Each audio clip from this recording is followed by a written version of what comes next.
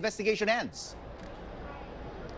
Well, this is an interesting point because two of them, Gunnar Bentz and Jack Conger, had their passports taken off them. They were the two that got taken off the plane. They were due to go back to America.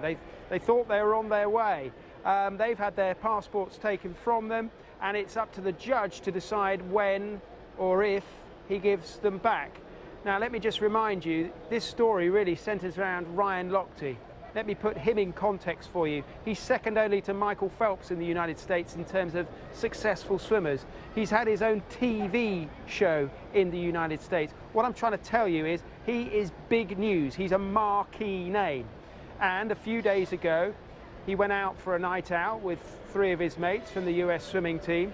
He came back in a taxi and he claimed that they were stopped by people posing as policemen and then subsequently robbed at gunpoint. Today, here in Rio, those claims have been rubbished by the police investigating that robbery. And they've got CCTV to back it up.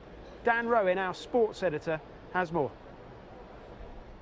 One of the greatest swimmers in history, Ryan Lochte, won the 12th medal of his Olympic career in Rio, but the Americans also become embroiled in an ongoing controversy.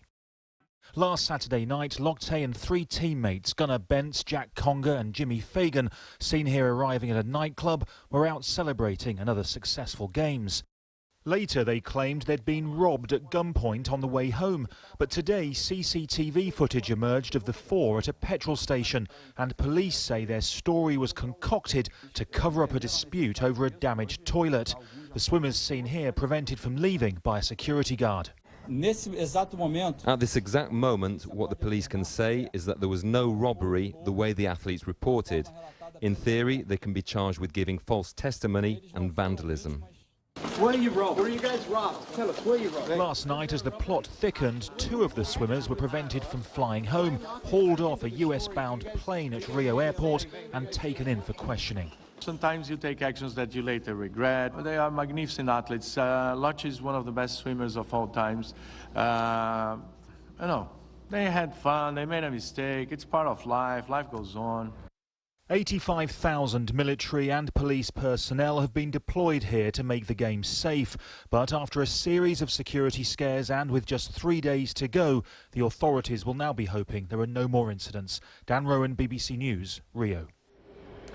And I just think one thing to add there to Dan Rowan's report, if you think about this case in context, here we are in Brazil that already has an image problem with violent street crime, and that is why this is making big news here and in the United States. Another unsavory story for you is that the arrested Olympic official Pat Hickey has been released from hospital and is now being questioned by the police. Of course, he complained of heart problems, you'll remember, a few days ago when he was arrested on Wednesday as part of an investigation into alleged illegal ticket sales. He's part of Ireland's Olympic Committee. He stepped down from his role as part of their Olympic Committee while this investigation goes on. He's an elderly man, he's in his 70s.